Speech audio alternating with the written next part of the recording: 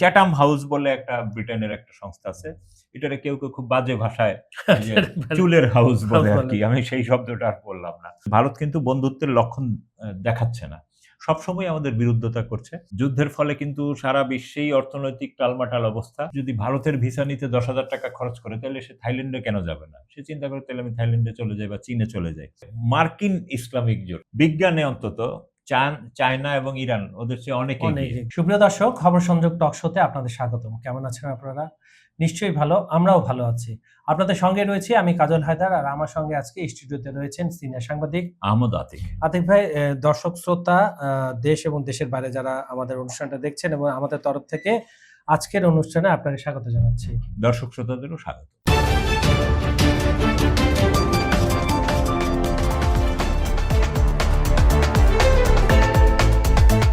আমরা একটু ইউটিউবে অনেক দর্শক কমেন্ট করেছেন, তাদের কমেন্টটা পড়ে আসি, তারপর আমরা মূল অনুষ্ঠানে যাব। নুরুল আফসার লিখছেন, আমার ভাই কাজল হায়দার ও আতিক ভাই একজন বর্ষিয়ান সাংবাদিক, ধন্যবাদ আপনাকে। আমরা খুবই ক্ষুদ্র গণমাধ্যম কর্মী, আমরা সত্যটা সবসময় প্রচার করার চেষ্টা করি আপনাদের জন্য। আপনাদের দায়িত্ব হচ্ছে আমাদের এই অনুষ্ঠানগুলো, আমরা যে অনুষ্ঠানগুলো বানাই সেগুলো বেশি বেশি করে শেয়ার করে দেওয়া। সত্য জিনিস সবসময় বেশি বেশি শেয়ার করবেন, না হলে মিথ্যার জয় হবে। রফিক শেখ লিখছেন, আলহামদুলিল্লাহ ইরানের জন্য ধন্যবাদ। এমডি শরীফ আমাদেরকে লাভ রিয়েক্ট দিয়েছেন, ধন্যবাদ। শাহেদ লিখছেন, সামির উনার নাম, উনি দেখছেন, ধন্যবাদ। এমডি হান্নান লিখছেন, বাংলাদেশ যদি ভারতের পদলেহন না করে তবে বাংলাদেশের মানসিক স্বাস্থ্য ভালো থাকে না, শান্তিও পায় না। এটা আসলে পূর্ববর্তী যে সরকার ছিল 18-19 বছরের যে সরকার, 17-18 বছর, তারাই এই ট্রেডিশনটা চালু করেছে। তো এই নিয়ে আজকে ভারত বাংলাদেশ নিয়ে আতিক ভাই আজকে কথা বলবে, শুরুতেই আপনারা অপেক্ষায় থাকেন। চাঁদ মিয়া লিখছেন, very good Iran and China and Russia. I am Chand Mia, Keraniganj, Dhaka, Bangladesh, America and Israel dot dot dot. ধন্যবাদ আপনাকে। আব্দুল সালাম লিখছেন, আসসালামু আলাইকুম। ওয়ালাইকুম আসসালাম ভাই। BN4 আইডি থেকে আমাদের সালাম জানিয়েছেন, আপনাকে ওয়ালাইকুম সালাম। মুসলিম লিখছেন, আসসালামু আলাইকুম ভাইয়া, অনেক ধন্যবাদ, রাজবাড়ী জেলা থেকে দেখছি, ধন্যবাদ আপনাকে। আনোয়ার হোসেন ধন্যবাদ জানিয়েছেন। এমডি সাকু ও উনি, আসসালামু আলাইকুম, প্রতিদিন অপেক্ষায় থাকে আতিক ভাইয়ের কথা শোনার জন্য, আপনাদের দুজনের জন্য দোয়া ভালোবাসা রইল, ধন্যবাদ আপনাকে। আব্দুর রাজ্জাক লিখছেন, সৌদি আরব থেকে দেখছি, ধন্যবাদ আপনাকে। সৌদি প্রবাসী ভাই বোনেরা যারা দেখছেন, অনেক কষ্ট করে, অনেক পরিশ্রম করেন, তারপর আমাদের অনুষ্ঠানটা দেখেন বলে আমরা কৃতজ্ঞ। ফেসবুকে কিছু কমেন্ট আমি পড়ি। এমডি হিতু লিখছেন, ইরান জিন্দাবাদ। নাজমুল সাকিব লিখছেন, আমি সৌদি আরব থেকে দেখছি, ধন্যবাদ আপনাকে। মনিপাল লিখছেন, আমেরিকা কোনো পরিকল্পনা নেই, থাকলে যুদ্ধ করে, কোনো পরিকল্পনা ছাড়াই তারা যুদ্ধ করে, ধন্যবাদ আপনাকে। এমডি রিয়াজ রাজ লিখছেন, আসসালামু আলাইকুম ভাই, আপনাকে ভিডিও আমার থেকে অনেক ভালো লাগে, আমি মালয়েশিয়া থেকে দেখি আপনাদের ভিডিও, ধন্যবাদ আপনাকে। মালয়েশিয়া প্রবাসী ভাই বোনদের আমাদের তরফ থেকে ধন্যবাদ। আর মুনিবার আবার লিখছেন, আমেরিকার নৌবাহিনী কমপ্লায়েন্স ডিউটি করে, আমেরিকার প্রেসিডেন্ট মনে থাকে না, ইরান নিয়ে চিন্তা করে। ঠিকই আপনি বলেছেন। হেলাল উদ্দিন, আমি দুবাই থেকে শুনতে পাই, আপনাদের জন্য দোয়া রইল, ধন্যবাদ আপনাকে। আতিক ভাই, হরমুজ নিয়ে কথা বলবো, অনেক কিছু কথা বলবো। আগে বাংলাদেশের একটা বিষয় নিয়ে আপনি বলছিলেন অনুষ্ঠানটা শুরু হওয়ার আগে, সেই বিষয় নিয়ে যদি একটু দর্শকদের জানান। হ্যাঁ, আসলে গত তারেক রহমান বাংলাদেশের প্রধানমন্ত্রী হওয়া এবং বিএনপি ক্ষমতায় আসার পর থেকেই একটু কূটনৈতিক স্থিতাবস্থা তৈরি হয়েছিল ভারতের সাথে। যেমন ভারত আমাদের গত অন্তর্বর্তী সরকারের আমলে কোনো রকম সহায়তা করছিল না সরকারকে এবং সবসময় একটা দূরত্ব বজায় রাখছিল। এবং তারা বারবার বলছিল বাংলাদেশে একটি রাজনৈতিক সরকার এলে তাদের সাথে আমরা কাজ করব। তো দেখা গেল গত ফেব্রুয়ারিতে বাংলাদেশের রাজনৈতিক সরকার এসেছে, কিন্তু তারপরও ভারত আসলে আশানুরূপ সাড়া দেয়নি। হ্যাঁ, তারা নামকাওয়াস্তে কিছু লোক দেখানো কাজ করেছে, ভিসা খুলে দিয়েছে, কিন্তু আসলে প্রপার ভিসাও দেওয়া হচ্ছে না নানানভাবে। এই অভিযোগগুলো সাধারণ মানুষের, যে ৮,০০০ ১০,০০০ টাকা দিয়ে ভিসার স্লট নিতে হয়। তো ৮,০০০ ১০,০০০ টাকা এটা এক ধরনের অঘোষিত ভিসা ফি। আপনি কোনোভাবেই ইন্টারনেটে সাড়া পাওয়া যায় না, যার ফলে ওই দালালদের মাধ্যমে ভিসা ফি। তো মানুষ যদি ভারতের ভিসা নিতে ১০,০০০ টাকা খরচ করে তাহলে সে থাইল্যান্ডে কেন যাবে না? সে চিন্তা করে তাহলে আমি থাইল্যান্ডে চলে যাই বা চীনে চলে যাই। তো যাক, সেগুলো এর মধ্যে দিয়েই ভারতের আমরা খুব নানান তৎপরতা দেখতে পাই। সীমান্তে আমাদের মানুষ হত্যা অব্যাহত রাখে এবং পুশিন তারেক রহমান ক্ষমতায় আসার পরে প্রায় প্রতিদিনই তারা বাংলাদেশ সীমান্ত দিয়ে ভারতীয় নাগরিকদের, দরিদ্র মুসলিম নাগরিকদের ধরে এনে বাংলাদেশের ভিতরে পোষণ করতে চেষ্টা করে এবং আজকে পর্যন্ত এটা করতেছে। মানে তাদের কোনো রকম মানে এই তারা মুখে এক কথা, কাজে আরেক কথা। আর এইগুলা দ্বারা আমাদের একদল মানুষ, বোকা মানুষ বিভ্রান্ত হয় যে ভারত আমাদের বন্ধু রাষ্ট্র।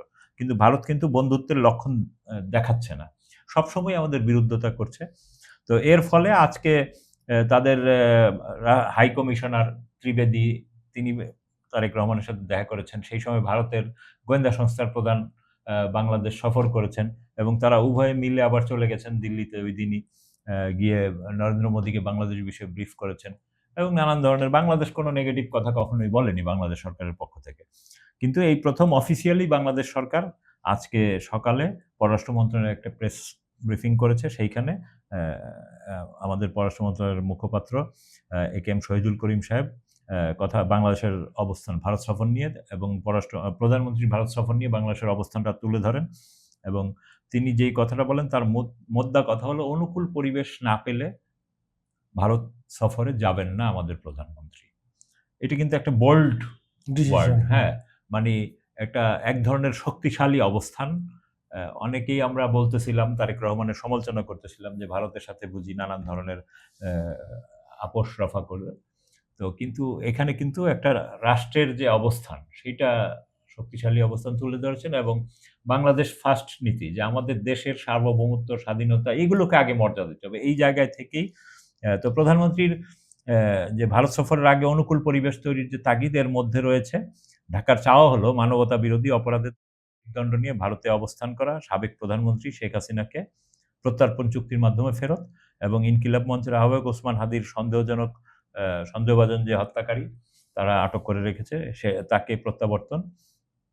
তো এগুলোর কথা মূলত জানাচ্ছেন এবং এই গত কয়েক সপ্তাহ ধরে যেই জল্পনা কল্পনা সেইটার এর মাধ্যমে অবসান হলো যে প্রধানমন্ত্রী ভারত সফরে যাচ্ছেন না। শহীদুল করিম সাহেব বলেন যে আমরা এই বিষয়ে আমাদের অবস্থান পরিষ্কার করলাম, হ্যাঁ, এবং আমরা মনে করি যে এই সফরের জন্য একটি অনুকূল পরিবেশ তৈরি করা প্রয়োজন। এই জন্য আমরা ভারতীয় কর্তৃপক্ষকে অনুরোধ করেছি শেখ হাসিনা এবং এই যে অন্যান্য অপরাধী বা ওসমান হাদির হত্যাকারী যাদেরকে তারা এদেরকে প্রত্যর্পণ চুক্তির আওতায় ফেরত দেয়া এবং আমরা তাদের প্রতিক্রিয়ার অপেক্ষায় আছি। এখন এটা ভারতের হাতে কোর্ট, যেহেতু এটা আগস্ট, আগামী মাসে সম্মেলন, মানে এখনকার পর্যন্ত অবস্থান হইলো যে যদি এগুলো মেনটেন করো তাইলে আমরা যেতে পারি। কিন্তু এইটা আসলে ভারতের অবস্থান তো আমরা বুঝি এবং ভারতের কার্যক্রম আমরা বুঝি। এই আগামী 1 মাসের মধ্যে এটা ভারতের পক্ষে করা অনেকটা দুরূহ। আবার অস্বাভাবিকও কিছু না যদি তাদের সুবোধ বুদ্ধির উদয় হয়। আপনার কথা শুনছিলাম, আমি হাসছিলাম এই কারণে, দেখেন ইরান ফ্যাক্টরটা সারা পৃথিবীর কূটনীতিকে কতটা নাড়িয়ে দিয়েছে। শর্ত দিয়ে আপনি মানে দরিদ্র দেশগুলোরও যে তাদের একটা মেরুদণ্ড আছে, এই মেরুদণ্ডটাতে আমার পিছে আসে এটা অনুভব করার শক্তি দিয়েছে ইরান। হ্যাঁ, সারা পৃথিবীর কেউ মার্কিন ইসরায়েলিদের বিরুদ্ধে একটা টু শব্দ উচ্চারণ করতে পারতো না, সেই জায়গায় ইরান তাদেরকে মেরে তছনছ করে দিয়েছে, তাদের ঘাঁটি লন্ডভন্ড করে দিয়েছে এবং এর মাধ্যমেই এটা প্রমাণিত হচ্ছে যে আসলে আপনার মেরুদণ্ড থাকলে সেটা অনুভব করতে হবে এবং বাংলাদেশের সত্যি সত্যি মেরুদণ্ড আছে কিনা আমরা এখন এটা সামনের দিনগুলোতে আরো বুঝতে পারবো। আচ্ছা, যেহেতু আমরা ইরানের প্রসঙ্গে চলে এসেছি, আমি আপনারা জানেন 3 সপ্তাহ ধরে আপনার হরমুজের একটা হরমুজ প্লাস আরো অনেক ব্যবসা বাণিজ্য নিয়ে ওমানের সাথে একটা আন্ডারস্ট্যান্ডিং হচ্ছিল এবং আমার প্রিয় কাকু সেটাকে নিজেদের আলোচনা বলছিল যে সেটার একটা চুক্তি স্বাক্ষর হয়েছে। পররাষ্ট্রমন্ত্রী আব্বাস আরাগচি বলেছেন, বিস্তারিত আপনি বলেন। উনি বলেননি, কিন্তু মানে হরমুজ প্রণালী বিষয়ে একটা প্রাথমিক চুক্তি হয়েছে। এইটা ইরানের যে পররাষ্ট্র মন্ত্রণালয়ের মুখপাত্র ইসমাইল বাগাই শনিবার এ তথ্য জানিয়েছেন এবং ইরানি সংবাদ মাধ্যম দেফা প্রেসকে দেয়া এক সাক্ষাৎকারে তিনি এই কথা জানিয়েছেন যে হরমুজ প্রণালীতে জাহাজ চলাচলের রুট নিয়ে ওমানের সঙ্গে একটি চুক্তি হয়েছে এবং যুক্তরাষ্ট্রের বাধার মুখেই ইরান ও ওমান 3 সপ্তাহ ধরে এই ইস্যুতে আলোচনা করেছে এবং সেই আলোচনার ফলাফল এই চুক্তি এবং বেশ অগ্রগতি হয়েছে এবং তিনি বলেছেন যে এইটা আসলে একটা প্রাথমিক চুক্তি এবং আরো কিছু টেকনিক্যাল বিষয় এগুলো নিয়ে চুক্তির খসড়া তৈরি এবং অন্যান্য বিষয়ে পররাষ্ট্র মন্ত্রণালয়ের নেতৃত্ব দিলেও যে আরো বাদবাকি যে টেকনিক্যাল ইস্যুগুলো এগুলো নিয়ে এখনো আলোচনা চলছে। সেই সব আলোচনা কনফার্ম হলেই ফাইনালি তারা একটা অফিসিয়াল ডিক্লারেশন দিবেন। এটা কোনো অফিসিয়াল ডিক্লারেশন না, এটা উনি জাস্ট মুখপাত্র হিসেবে একজন সাংবাদিকের একটা প্রশ্নের জবাবে আর কি ইনি এটা জানিয়েছেন। এদিকে ইরানের যে বিচার বিভাগের প্রধান গোলাম হোসেন মোহসেনি এজেই তিনিও হুঁশিয়ারি দিয়ে বলছেন এই যে ট্রাম্প বারবার দাবি করে যে হরমুজ আমাদের সার্বভৌমত্ব ইত্যাদি ইত্যাদি, তিনি বলেছেন যে ট্রাম্পের হরমুজ প্রণালীকে যুক্তরাষ্ট্রের ভূখণ্ড ঘোষণার হুমকিও প্রত্যাখ্যান করেছেন। ইরানের বিচার বিভাগ সংশ্লিষ্ট একটি সংবাদ মাধ্যম আছে, তার নাম হলো মিজান। তার একটি প্রতিবেদনে বলা হয়েছে তিনি এই মোহসেনি বলেছেন যে হরমুজ প্রণালী ইরানের মালিকানাধীন ও নিয়ন্ত্রিত জলপথ, সুতরাং এটা নিয়ে কোনো রকম দ্বিধাদ্বন্দ্বের অবকাশ নেই এবং আন্তর্জাতিক আইন ও ইরানের জাতীয় সার্বভৌমত্বের ভিত্তিতেই হরমুজ প্রণালীর উপর ইরানের অধিকার রয়েছে। তেহরানের অবস্থান চ্যালেঞ্জ করে কোনো আগ্রাসী দেশ বা সামরিক বাহিনী এগিয়ে এলে তাদের পরাজয় নিশ্চিত বলেও তিনি জানিয়েছেন এবং তিনি বলছেন যে সামরিকভাবে যুক্তরাষ্ট্র যা অর্জন করতে পারেনি, শুধু বক্তব্য বা সামাজিক যোগাযোগ মাধ্যমের পোস্টের মাধ্যমে তা অর্জন করা সম্ভব নয়। এই হলো অবস্থা। তাদের অবস্থা। আচ্ছা, আরেকটা কথা, আমরা জানি যে 40 দিনের যুদ্ধের পর এখন তো প্রায় 5 মাস হয়ে গেল। এই সময় ইরান অনেক ধরনের অ্যাটাক করেছে। আমরা ম্যাক্সিমাম জানতাম সেই অ্যাটাক গুলো মার্কিন ঘাঁটিতে হয়েছে ড্রোন বা বিভিন্ন ক্যাটাগরির ক্ষেপণাস্ত্র দিয়ে বা অক্ষ শক্তি দিয়ে। তারপরে ধীরে, ধীরে আমরা কিন্তু ইরানের বিমান শক্তির কথা সামনে আসছে। গত 2 মাস আগে একজন আপনার কাতারে হামলা করে এক পাইলটের কথা বলা হয়েছিল। তাকে শহীদের মর্যাদা দেয়া হয়েছিল এবং বাকি 3 জনকে খোঁজা হচ্ছে এই ধরনের। এই নিয়ে একটা কিন্তু ও আপনার যেটাকে বলেন দর কষাকষি হোক বা যা হোক কাতারের সাথে চলছে রেড ক্রিসেন্টের মাধ্যমে। এই রিপোর্টটা যদি আপনি একটু মানে মূল বিষয় হলো আপনার খেয়াল করতে হবে এই যে প্রথম যে 40 দিনের যুদ্ধ মানে প্রথম যে শুরু হয়েছিল তখন তো মার্কিন বিভিন্ন ঘাঁটি থেকে ইরানের উপর হামলা করা হয়েছিল।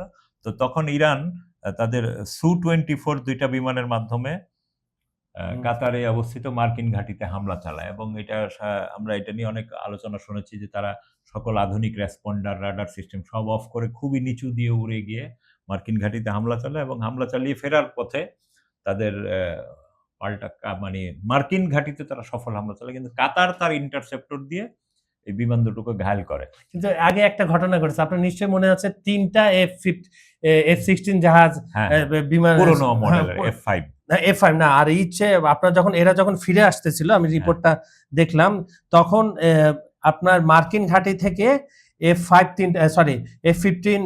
F16 উড়ানো হয়েছিল, কিন্তু কাতার ভাবছিল সেটা হচ্ছে শত্রুপক্ষের এবং আপনি সামাজিক যোগাযোগ মাধ্যমে ভিডিওটা দেখেছিলেন যে প্লেনগুলো নেমে যাচ্ছে। তো এইখানেও একই ঘটনা ঘটেছে। তো এই দুইটার মধ্যে 4 জন পাইলট ছিলেন, তার মধ্যে সবাই ইজেক্ট করেছেন, এর মধ্যে একজন ইজেক্ট করেও ইয়ে করতে পারেননি, তিনি আসলে মারা গেছেন। আর বাকি 3 জন, ওনার নাম সম্ভবত মাজিদ কাজেম, হ্যাঁ ব্রিগেডিয়ার জেনারেল, উনি ওদের তো কাতারের যে পররাষ্ট্র মন্ত্রণালয় তারা কিন্তু ইরানের এই দাবিকে প্রত্যাখ্যান করেছে। তারা বলেছে যে না, এই ধরনের কোনো আটক তাদের কাছে নেই। তারাও বরঞ্চ ইরানকে আহ্বান জানিয়েছে, আসেন একটা আমাদের কাছে কি কি তথ্য আছে আপনাদের জানে এবং তাদের অনুসন্ধান করি। তো কাতার কিন্তু অনুসন্ধান করে কিন্তু ওই যে একজন পাইলটের মৃতদেহ পেয়েছে এবং তার ডিএনএ ম্যাচ করে ইরানের সাথে একটা যোগাযোগ করেছে রেড ক্রসের মাধ্যমে। তো ইরানও রেড ক্রসের মাধ্যমে আপনার একটা চিঠি দিয়েছে তাদের কমান্ডার সৈয়দ মোহাম্মদ বাগের জাদে। তিনি বলেছেন যে আসলে এপ্রিল মাসে কাতারের আকাশসীমায় ভূপাতিত হওয়া ওই বিমানের মধ্যে সু-24 বিমানের মধ্যে 3 পাইলটকে দোহায় কয়েক মাস যাবত আটক করা রয়েছে এবং ইরান এর আগে জানিয়েছিল ডিএনএ পরীক্ষার মাধ্যমে ওই যে brigadier general pilot Majed Kazemi, ওই যে যার মারা গেছে আর কি, তার মৃত্যুর বিষয়টি নিশ্চিত করেছে ইরান আর কি। তো তিনি ভূপাতিত হওয়া 2টি বিমানের একটির ক্রু সদস্য ছিলেন। তো ওই 2টি বিমানের আরো 3 সদস্যের কি হয়েছে তা জানতে অনুসন্ধান চালানো হচ্ছে। মানে তো এখন এইটা একটা আন্তর্জাতিক অঙ্গনে নতুন একটা আলোচনার বিষয় হলো এবং রেড ক্রসের মাধ্যমে ইরান যেহেতু তাদের কাছে কাতারের কাছে আহ্বান জানিয়েছে তাদের ফেরত দেওয়ার জন্য, আর যেহেতু যুদ্ধ কাতার আর ইরানের মধ্যে নয়, যুদ্ধ হইল আমেরিকা আর ইরানের মধ্যে, তো সেই জন্য কাতার এইখানে একটু ডিপ্লোম্যাটিক্যালি একটা দুর্বল অবস্থানে আছে। হ্যাঁ, কারণ সে তার ভূমি ব্যবহার করতে দিছে ইরানকে আক্রমণ করতে, আবার তার পাইলটকে আবার আটক করবে, দুই জিনিস। আর এদিকে আরেকটা বিষয় আপনারা জানেন যে আসলে যুদ্ধের ফলে কিন্তু সারা বিশ্বেই অর্থনৈতিক টালমাটাল অবস্থা, খোদ মার্কিন যুক্তরাষ্ট্রের ভিতরেও মূল্যস্ফীতি হচ্ছে, আর ইরানে তো এটা আগে থেকেই মার্কিনীদের নানান অবরোধের কারণে এটা অব্যাহত ছিল। তো ইরানের এই অর্থনৈতিক সংকট এবং মূল্যস্ফীতির জন্য যুক্তরাষ্ট্রের অবরোধ এবং তেল বিক্রির আয় কমে যাওয়াকে ইরানের প্রেসিডেন্ট মাসুদ পেজিশকিয়ান দাবি করেছেন। গত শুক্রবার তিনি তার এক্স পোস্টে বক্তব্য দেন বিভিন্ন, এবং ইরানের বন্দরগুলোতে মার্কিন অবরোধের কারণে পণ্য আমদানি করতে বেশি সময় খরচ হচ্ছে, ফলে বাজারে পণ্যের দাম বেড়েছে, কারণ বাই রোডে তারা জি। প্রতিবেশী বিভিন্ন দেশ থেকে ইম্পোর্ট করছেন। তো এগুলো তিনি বলেছেন। আর এদিকে আরো একটা বিষয় যে শনিবার বাংলাদেশ সময় 11টার দিকে আপনারা যে ফিলিস্তিন অঞ্চল যেটা মিশর সীমান্তবর্তী, সেইখানে যে ইয়েলো লাইন অতিক্রম করে ইসরায়েলিরা ক্রস করেছিল, তখন প্রতিরোধ যোদ্ধারা, ফিলিস্তিনি প্রতিরোধ যোদ্ধারা তাকে আক্রমণ করে। তো এইটা একটা, এত কিছুর পরেও যে তারা টিকে আছে, এটা কিন্তু একটা বিশাল ব্যাপার। ট্যাঙ্কও তারা হ্যাঁ। অ্যাটাক করেছে সেটা। হ্যাঁ, আচ্ছা, আপনার মক্কা প্রতিরক্ষা জোটের কি অবস্থা বলেন তো? এটাকে মক্কা প্রতিরক্ষা জোট বলতে পারেন, আবার এটারে মার্কিন ইসলামিক জোট। মানে পৃথিবীতে দুই ধরনের ইসলাম আছে। হ্যাঁ, একটা হলো মানে রিয়েল ইসলাম, আর একটা আমেরিকান ইসলাম। আমেরিকার মতো করে ইসলামকে ব্যাখ্যা করে ইসলামের জন্য। মানে আপনি খেয়াল করবেন সারা পৃথিবীতে আমেরিকানদের মধ্যে বা পাশ্চাত্য ইউনিভার্সিটি, আমরা বলি না যে জ্ঞান বিজ্ঞানে পাশ্চাত্য খুব এগিয়ে, এটা কিন্তু একদম বোগাস। এখন এটা প্রমাণিত হচ্ছে যে জ্ঞান বিজ্ঞানে অন্তত চায়না এবং ইরান ওদের চেয়ে অনেক এগিয়ে। এইটা এখন মানে যুদ্ধ লাগার কারণে এবং নানান প্রযুক্তি সামনে আসার কারণে কোনো কোনো এক দুইটা ক্ষেত্রে হয়তো তারা কিছুটা এগিয়ে থাকতে পারে, কিন্তু তাদের এগুলো হেভি কস্টলি। আর আরেকটা বিষয় হলো যে তাদের যে ইউনিভার্সিটিগুলো, মার্কিন যে ইউনিভার্সিটি, এরা কি করে এইসব মার্কিন বা ইউরোপিয়ান ইউনিভার্সিটির প্রফেসরদের একটাই কাজ, ইসরায়েলি লবিস্ট যেই সব ধন কুবের আছে, ব্ল্যাক রক টক হাবিজাবি ইকোনমিক সংগঠন, এরা তো বিজনেসম্যান।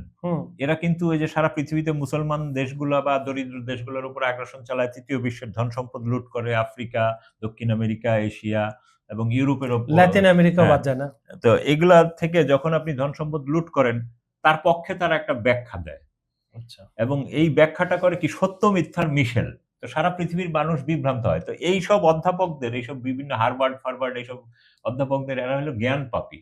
এদের কাজ হলো নিজের খেয়ে অন্যের প্রোপাগান্ডা করা। যেমন বাংলাদেশেও আমরা দেখেছি একজন রাজনীতিবিদ, কি যেন, ব্যারিস্টার ফুয়াদ, সেই সম্প্রতি একটা বক্তব্য দিয়ে খুব বিরাগ ভাজন হয়েছেন অনেকের, যে আমাদের বিশ্ববিদ্যালয়গুলোর টিচারদের কাজ হলো ভারতের ন্যারেটিভকে আমাদের উপর চালিয়ে দেওয়া। তো তাইলে আপনার স্বাধীনতা কোথায়? তো এই যে ইউরোপ আমেরিকার যে ইউনিভার্সিটিগুলা, এরাও করে কি একটা এই ধরনের আপনার সত্য মিথ্যার মিশেল দিয়ে আপনাকে চালিয়ে দেয়। তো এই যে আপনি দেখেন, তারা চ্যাটাম হাউস বলে একটা ব্রিটেনের একটা সংস্থা আছে, এটারে কেউ কেউ খুব বাজে ভাষায় চুলের হাউস বলে আর কি, আমি সেই শব্দটা আর বললাম না।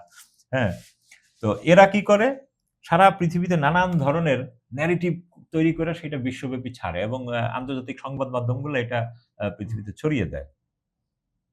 তো সেইখানে যেমন তারা ছেড়েছে, আমাদের যুগান্তর এটা চেপেছে যে ইরানের উপর ইরান মার্কিন যুদ্ধ কোন দিকে যাবে। ওইখানে কিন্তু তারা কখনোই বলেনি যে ইরানের উপর যে অন্যায়ভাবে হামলা হয়েছে, হ্যাঁ, অন্যায়ভাবে তারা ফিলিস্তিনি এলাকায় মানুষদের মারছে, লেবাননে তারা ঢুকে মানুষ মারছে, এই সব বিষয় কিন্তু তারা কখনো ব্যাখ্যা, তারা বলে যে না, উভয় পক্ষের মধ্যে একটা সংঘাত, এর মধ্যে ঘুরায় ফিরা তারা নিয়ে আসে ইরানে মানবতা বিরোধী এই বিষয়গুলো। অথচ আপনি খেয়াল করেন, যেই ফ্রান্স গত সপ্তাহে খুব চরম বিবৃতি দিয়েছে মানবতাকে, সেই ফ্রান্সের কিন্তু ইরানে নিযুক্ত তাদের দূতাবাসের কেউ কেউ বলছেন 2 জন কর্মকর্তা, আবার কেউ কেউ বলছেন 2 জন কূটনীতিক ইরানিরা আটক করেছে। তাদের কাছে প্রচুর ফাইল টেল এগুলো পাওয়া গেছে, এবং ইরান এখন এদেরকে বিচারের আওতায় আনার সম্ভাবনা তৈরি হচ্ছে, এবং ফ্রান্স এই কারণেই চিল্লাচিল্লি শুরু করেছে যে জায়গা মতো ইরান হাত দিয়ে দিচ্ছে। এবং আরেকটা জিনিস দেখেন যে ইরানে কিন্তু আপনার করছে, একজন মোসাদ এজেন্টকে মানে সর্বোচ্চ ঝুলায় দেওয়া হয়েছে আর কি। তো এগুলা কিন্তু একটা ফ্যাক্টর এই অবস্থার মাঝখানে। তারপরে আবার আরেকটা জিনিস, এই যে ফিলিস্তিন যে সীমান্তবর্তী, মিশর সীমান্তবর্তী যে ফিলিস্তিন এলাকায়, এখানকার যে বর্তমান পুলিশ প্রধান কর্নেল জামাল মাহমুদকে কিন্তু ইসরায়েলিরা গত পরশুদিন হত্যা করেছে। আচ্ছা। হ্যাঁ, তো এইটা কিন্তু মানে তারা কিন্তু এগুলো টার্গেটেড কিলিং অব্যাহত রেখেছে। হ্যাঁ, তো এর মধ্যে আরো বিষয় হলো যে ইসরায়েলের যে জাতীয় নিরাপত্তা মন্ত্রী ইতামার বেন গাভির, তিনি একটা ভয়াবহ কথা বলছেন যে প্রতি রাতে আমাদের উচিত ফিলিস্তিনি, বিশেষ করে এই মিশর সীমান্তবর্তী এলাকায় অভিযান চালানো, প্রতি রাতে অন্তত পক্ষে 40 জনকে যেন আমরা শেষ মারতে করে পারি। দেবে। আচ্ছা, এটা হ্যাঁ, এর কারণ কি? যে এর ফলে তাদের জনসংখ্যা কমে যাবে এবং তারা ভয়ে ছেড়ে সীমান্ত চলে যাবে। পার হয়ে আচ্ছা। ওইদিকে চলে যাবে, এবং এই বিষয়ে আমি নেতানিয়াহুর সাথে আলাপ করেছি। তো এই যে দেখেন, এখন তো এই যে ফ্রান্সের এইসব মানবাধিকার, so-called মানবাধিকার এইটা মানবাধিকার সেইটা তারা কেউ কিন্তু কোনো কথা বলছে না। তারা সবাই চুপ মেরে আছে। হ্যাঁ? এবং এগুলো কি বলবেন? এবং এই যে আরেকটা মজার ব্যাপার, ফটো কার্ড প্রকাশ করেছে চায়না আ টাইমস, তারা একটা পোস্টে, সেটাতে তারা দেখেছে গত ২৬ বছরে ৪ জন মার্কিন প্রেসিডেন্ট ক্ষমতায় ছিল। এর মধ্যে জুনিয়র বুশ, ওবামা, ক্লিনটন এবং ট্রাম্প। এরা ১০ টিরও বেশি মুসলিম দেশে ১১ মিলিয়নেরও বেশি মুসলমানকে মেরে শেষ ফেলেছে। হয়েছে, শেষ। তাহলে আপনি খেয়াল করেন ১,১০,০০,০০০-এরও বেশি মুসলমানকে মারা। তো পৃথিবী কোথায়? কোথায় মানবতা? আপনি শুধু কিন্তু টার্গেট করে শুধু মুসলমানদেরকে মারছেন। মারছেন। তার মানে কি এক ধরনের কিন্তু এইটা ওই যে ধর্মযুদ্ধই চলছে। ধর্মযুদ্ধে যেটা বারবার হ্যাঁ। আপনি বলে থাকেন। তো ধন্যবাদ আতিক এবং ভাই। আচ্ছা, এইদিকে আরেকটা বিষয় আছে, যে সারাদিন বলা হয় যে ইরানের বিমান প্রতিরক্ষা শিল্প জি, বা এগুলো বিদেশ নির্ভর। মানে আসলে মানতে চায় না। কেউ বলে চায়না, কেউ বলে রাশিয়া, রাশিয়ান। কেউ বলে উত্তর কোরিয়া। আমরাও মাঝে, মাঝে হয়তো এগুলো প্রচারণা দ্বারা বিভ্রান্ত হয়েছি। কিন্তু ইরানের যে প্রতিরক্ষা বিশেষজ্ঞ একজন, আ ইরানের যে সংবাদ মাধ্যম, তার চেহারাটা দেখানো হয়নি। আমি সাংবাদিক সাক্ষাৎকার নিচ্ছে। সেইখানে কিন্তু তিনি একদম স্পষ্ট করে বলেছেন যে, "আমাদের বিমান প্রতিরক্ষা শিল্প কোন রকম বিদেশী নয়। এর প্রতিটি স্ক্রু পর্যন্ত আমাদের স্থানীয়ভাবে তৈরি।" তার মানে কি? সম্পূর্ণ নিজস্ব জ্ঞান, বিজ্ঞান এবং কৌশলের মাধ্যমে ইরানিরাই এটা তৈরি করেছে। এইটা কেন পাশ্চাত্য মিডিয়াগুলো অস্বীকার করে এবং ইরানের পক্ষে বিপক্ষের মিডিয়াগুলো পক্ষে বিপক্ষে উভয়ই এটা প্রচারণা চালায়? কারণ হলো তাদের ব্যবসা শেষ হয়ে যাবে অস্ত্র বাজারে। অবশ্যই, অবশ্যই। হ্যাঁ, এবং তাদের চেয়ে ইরানি প্রযুক্তি শ্রেষ্ঠতর এটা। এখন এতদিন বলা হচ্ছিল কি রাশিয়া চীনের সহায়তা নিয়ে ইরান করেছে। তার মানে ইরান এত ডেভেলপ না। ডেভেলপ কিন্তু এখন দেখা গেছে যে রাশিয়া চীনের, ওরা বলতেছে যে আমরা একটা স্ক্রুও রাশিয়া চীন থেকে নেই। নিয়ে নেয়, হ্যাঁ। সম্পূর্ণ আমাদের নিজস্ব। তার মানে এদের থেকে আমাদের মানটা অনেক ভালো। অবশ্যই। তো ইরানকে আপনি এই যে ২৫,০০০ অবরোধ মার্কিনিরা দিয়ে রাখছে, হ্যাঁ? ২৫,০০০ নানান ধরনের অবরোধ সত্ত্বেও যেই জাতির সদস্যরা এইভাবে এগিয়ে যায়, এই জাতিকে তো আপনি ঠেকায় না, রাখতে না, পারবেন সবসময় না। পড়াশোনার মধ্যে থাকে আতিক ভাই। হ্যাঁ। আর পড়াশোনা থেকে নিজে, নিজে বিল্ড আপ করেছে। এটা একটা ইতিহাসী উদাহরণ হয়ে থাকবে। ধন্যবাদ আতিক ভাই। প্রতিটা বিষয় আপনি আজকের অনুষ্ঠানে খুব সুন্দরভাবে বিশ্লেষণ করেছেন। আশা করি দর্শকরা বুঝতে পেরেছেন। সুপ্রিয় দর্শক, আমাদের এই অনুষ্ঠানগুলো সম্পূর্ণ দেখে লাইক, কমেন্ট ও শেয়ার করবেন। বিশেষ করে দেশের বাইরে যারা রয়েছেন তাদেরকে অসংখ্য ধন্যবাদ। আমাদের অনুষ্ঠানটা দেখেন। যে জর্ডান, কাতার, মধ্যপ্রাচ্যে যারা রয়েছেন এবং ইউরোপ এবং আমেরিকা অনেকে রয়েছেন এবং আমাদের অনুষ্ঠানটা পৃথিবীর কোন প্রান্ত থেকে দেখছেন সেটাও আমাদেরকে জানিয়ে দেন। বিজ্ঞাপন ও প্রমোশনের জন্য ডেসক্রিপশনে কিছু নাম্বার দেওয়া আছে, সে অনুযায়ী আপনারা যোগাযোগ করতে পারেন। আরেকটি কথা, আন্তর্জাতিক যেকোনো বিষয় আপনারা যদি জানতে চান আমাদেরকে মেইল করেন বা কমেন্ট সেকশনে জানিয়ে দেন। আমরা সেই বিষয়ে একটি অনুষ্ঠান করব। এই বলে আজকের মতো আমরা এখানে বিদায় নিচ্ছি। দেখা হবে আগামীকাল একই সময়, একই চ্যানেলে। ততক্ষণ পর্যন্ত সবাই ভালো থাকবেন, সুস্থ থাকবেন। আল্লাহ হাফেজ।